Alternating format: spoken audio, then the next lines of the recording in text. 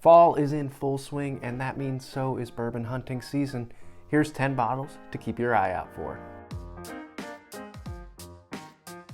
Hey everybody, welcome back to another episode of the Bourbon Hutch, and thanks so much for joining me on this journey through the world of whiskey. So that's right, fall is certainly in full swing now. Near me, the weather has just been exquisite. I'm talking, you wake up and it's in the 40s, but by the middle of the day, it's just like 70 to 72 and sunny. The leaves are changing. It is one of the best times to be alive. It's also one of the best times to be in the bourbon world, hunting down all these different releases. So what I figured I'd do is kind of put together a list of 10 bottles that I'm keeping an eye out for and that maybe you'll want to keep an eye out for too. I did do a video maybe about a month and a half ago about what to look out for in September specifically, which is Bourbon Heritage Month. So that was kind of a crazy month. Now that we're deeper into fall, let's do a little checkup. Let's look at these 10 bottles and see what else we might be able to hunt down. Hopefully on this list, you'll see a reflection of bottles that are relatively findable, but maybe little kind of gems that you should keep an eye out for, all the way up to the stuff that everybody's hunting, those unicorn bottles. Without further ado, let's dive into the list here. So first, I've got a 2-for-1, which I always tend to pair these together. That is Elijah Craig Barrel Proof C924 and Larceny Barrel Proof C924. So maybe you've seen these drop near you so far. They're supposed to come out in September, but alas, as it is with these two releases, it's very wonky when you'll actually see them. So I have not seen these at all on shelves near me yet. Maybe I'm just missing out, but it probably will roll out sometime in maybe this, late October to November range. We'll see. But, I'm curious which bottle I'll like more. I always try to get all 3 releases from the year to review them for you and also compare them all. I'm just a big Heaven Hill fan as well. I know the Elijah Craig is right at 11 years old, 129 proof. Some people say it's pretty good. I'm not sure if there's really been a stellar release this year. The B batch was very good though. And then Larceny Barrel Proof I know got a little bit of a remake, remodel look to it. Don't know if that means the whiskey is better, but I do love the line. So if you haven't seen them drop near you, there's still plenty of hope. They kind of tend to come out at weird times, often a month or 2 delayed. Okay, so that covers bottles number 1 and 2. Bottle number 3 on my list is Chattanooga Bottled in Bond Fall 2020 Vintage. So these are really interesting releases from one of the more interesting craft distilleries out there.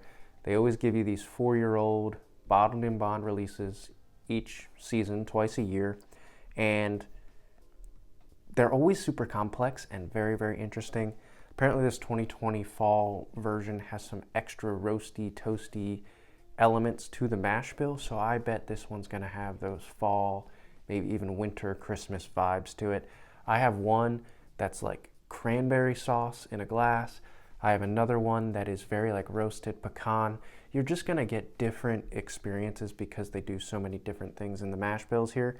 And for around 50 to 60 bucks, it's one of those gem, very complex, interesting pours and bottles to look out for. Okay, so number 4 on my list is one that has a fluctuating history recently, and that is High West Midwinter's Night's Dram Act 12. So I believe this is in the 98 proof range.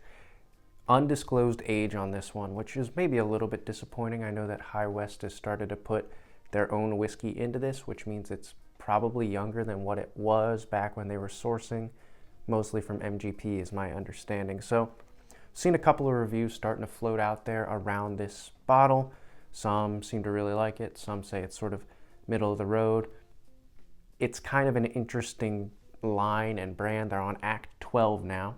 Some have been legendary, some have fallen short. This one might be middle of the road, but it's always one of those interesting bottles to keep your eye out for. All right, speaking of interesting, I really think this next one is fascinating to me. So you've got number 5 here on my list is Old Overholt Extra Aged Cask Strength. This is going to be an 11-year-old release, 107 proof. I believe last year they did a 10-year-old release. I know they also recently did the 114 proof release that they had. Seems like Old Overholt here has become kind of a budget-friendly option for those who are looking for punchier ryes. And this is good age, and I don't think the price is going to be all that crazy. So really interested to see if maybe a couple of YouTubers, maybe you, if you've had it already, put it in the comments below, put that one in their collection and then reflect, hey, this year, of all the things that came out, that's a pretty dang solid release, given the stats on the bottle, the price, and hopefully the availability there. All right, number 6 on my list is a big kahuna. It's Maker's Mark Cellar Aged 2024. So Maker's Mark kind of bucked the trend, answered the cries of the people last year, and released an 11 to 12-year-old blend at cask strength, the oldest stuff they'd ever done, and people went crazy for it.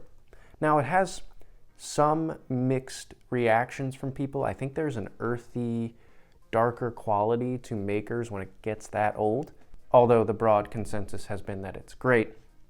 2024 seems to be a similar story from the reviews I've seen. Some people think it's spectacular, one of the best releases of the year. Some are struggling a little bit with some of the notes. In any case, for around $150, this is a 12 to 13 year blend of whiskey, so up in the age a year on average. Cask strength as well, I think it's 119 proof. I did just procure a bottle of this, so if a review hasn't come out already from me, expect that soon.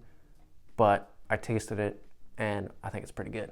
All right, speaking of pretty good, and one that I was able to acquire that I think you should be looking out for, I've got number 7 on my list, Remis Repeal number 8.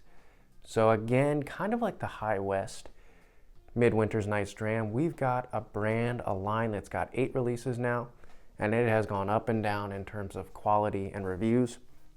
We had Remis Repeal number 5, of course, legendary. I've never tasted it, but that had some really old stuff in it. Remis Repeal 6 and 7, mixed bag. 7, some really enjoyed and found it sippable, but 8. What's the story with 8 here? It's a blend of 10-year-old, 2 10-year-old whiskeys and a 17-year-old. A little bit of the 17-year-old, not much. But I've tasted it. I've done a review of it already. It's very, very good. It's very sippable, very approachable, but still packed full of flavor. So if you have been kind of on the outs with Remis and you see this one for $100 or less, which is MSRP, I think it's worth grabbing this year. All right, number 9 on my list is a release that I don't hear anybody really talking about most of the year, but it's so good, and that is Barrel Bourbon New Year 2025. So I have Barrel Bourbon New Year 2024. It's a spectacular bottle. What they do for these blends is usually a ton of different whiskeys come into this one blend to sort of celebrate the places they source from. So you'll get Tennessee, Indiana, Kentucky. You might get in some other crazy things. It's just all the types of whiskey that they make tend to make their way into this blend in some way. And just like Barrel tends to deliver, they balance it out, they make it great. The 2024 bottle was maybe the earliest bottle I reviewed on the channel this year in 2024, and it was amazing. So keep an eye out for that one, and barely anybody talks about that, so worth maybe trying to hunt down. Okay, so number 9 is one that I'm really interested in because of the increase in age here. So we've got Castle and Key 7-year cask strength wheated bourbon. It's going to have a nice maroon label. I saw some pictures of it. I know this has started to hit my market a little bit. Castle and Key, when they first came out with their releases that were like in that 3 to 4 year old range, I tasted it. I have a bottle of Restoration Rye, and I have tasted their bourbon multiple different times. Never found it all that impressive, to be honest with you. It always felt very youthful, and it was youthful. At 7 years, though, and cask strength and wheated, I'm suspecting this will give us a much better sense of what the true potential of Castle and Key's distillate is. So if you've tried this already, would love to know in the comments below what you think. I think it's only around $60 too, so cask strength 7 years from a craft distillery basically. That's pretty dang good given the current market. So I'm excited to maybe try that one or even hunt down a bottle myself and see what 7 years means for Castle and Key and if it really steps it up. All right, number 10. Don't come at me in the comments for this, or do, I guess you can, but has to be highlighted, and that is BTAC. Buffalo Trace Antique Collection does come out every October. The chances of any of us seeing a bottle for anywhere near MSRP are slim to none, but I am sure there will be lots of lotteries and opportunities to potentially buy one that it's just good to be aware of. It's good to be aware that this line that has William LaRue Weller, George T. Stagg, Thomas Handy, Eagle Rare 17, and I think there's one other one that I'm forgetting. Let me know in the comments which one I'm forgetting. But anyway, you've got this array of incredible whiskeys that everybody loves pretty much every year. And if you get a chance to grab one, or if you see lotteries flying around, now is the time to put your name in the hat, see if you can maybe win the chance to grab one. So just a public service announcement. BTAC is going to be releasing here soon if it hasn't already, and we can all continue to hope that that's one that we can hunt down this fall in 2024. All right, so hopefully, again, that's a good mix of attainable bottles, gem bottles that maybe nobody else is really hunting all that heavily, and then the staple ones that most people are really trying to grab. There's a lot more whiskeys that come out every fall. I was browsing some different bourbon release calendars and saw a lot of interesting things. One that caught my eye was a 9-year Sagamore that's coming out. So maybe now is a good time to check those bourbon release calendars again, see what else has been announced. That's what I kind of spurred this whole video for me. It was like, oh, I had a really good September, but now let's recalibrate, let's recheck and see what else might be coming out this fall that I haven't even really had on my radar. All right, that's enough for this video, everybody. Do let me know in the comments below what you'll be keeping an eye out for the rest of the fall season. While you're at it, please hit the like button on this video. That's what gets it out to the most people. And then if you haven't already subscribed to the Bourbon Hutch, would love to have you aboard for the rest of 2024. There's going to be a ton of content coming out around Whiskey of the Year, Best Stuff of the Year, and hopefully more stuff to serve you. And that's just going to continue in 2025. All right, everybody. Till I see you guys again for another video, all I can say is keep drinking good whiskey, happy hunting, and cheers.